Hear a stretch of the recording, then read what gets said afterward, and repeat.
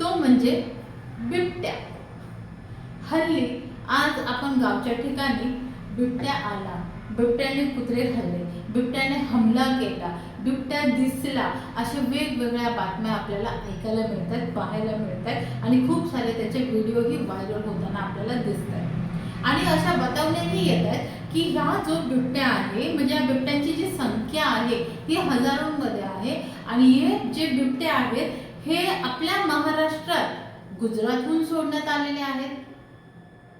यात किती सत्यता आहे हे तर आपल्याला कळेलच, परंतु आता सध्या ह्यावरती नक्की इलाज म्हणून किंवा याच्यावरती आळा आणण्यासाठी आपले जे महाराष्ट्राचे वनमंत्री आहेत गणेश नाईक यांनी याच्यावरती कोणते तोडगे काढले हे अद्याप आपल्या समोर आलेले नाहीये।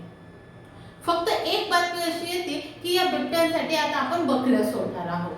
अहो, बकऱ्या सोडणार, बिबटे बकऱ्या खाणार, पण असे किती बकऱ्या तुम्ही सोडणार आहात आणि कुठे कुठे सोडणार आहेत?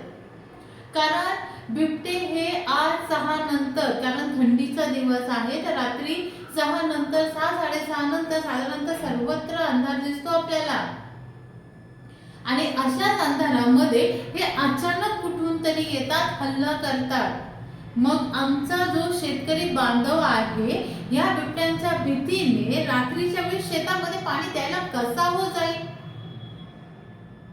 यावरती उपाययोजना करणं गरजेचं आहे आणि वन अधिकारी जे आहेत, वन विभागाने याकडे गांभीर्याने लक्ष देणं गरजेचं आहे। कारण नुसतं पोलिसांची व्हायरल गाडी इथे सोडून चालणार नाही, घराच्या बाहेर निघू नका हे त्याच्यावरती आपल्याला पर्यायी सोल्युशन नाहीये, याच्यावरती आपल्याला ठोस उपाय हे आणणं गरजेचं आहे। आणि गुजरातहून जर बिबटे इथे येत असतील तर महाराष्ट्रातल्या कंपन्या ज्या प्रकारे गुजरातमध्ये स्थायिक करण्यात आल्या त्यातला तर हा प्रकार नसेल। म्हणजे म्हणतात ना, कंपन्या तिथं घेऊन जा, तिथे आर्थिक प्रबळ करण्यासाठी त्यांचा गुजरात आणि आपला महाराष्ट्र हा प्राण्यांच्या हवाली।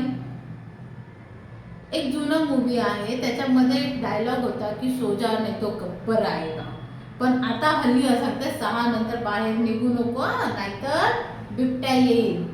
यावरती ठोस पावलं उचलणं काळाची गरज आहे आणि वनमंत्री गणेश नाईक याच्यावरती नक्कीच काही ना काही तोडगा काढतील।